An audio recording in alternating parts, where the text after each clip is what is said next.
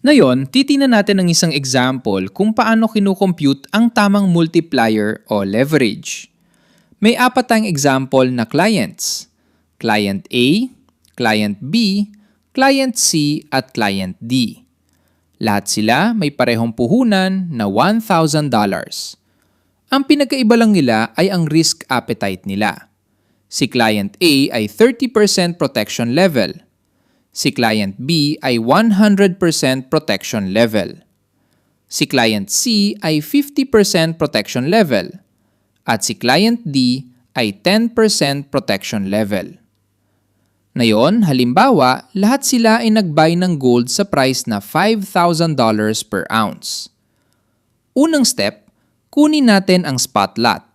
Ang formula ay balance divided by price. So, $1,000 divided by $5,000 equals 0.2. Ibig sabihin, ang spot lot ng lahat ng clients ay 0.2.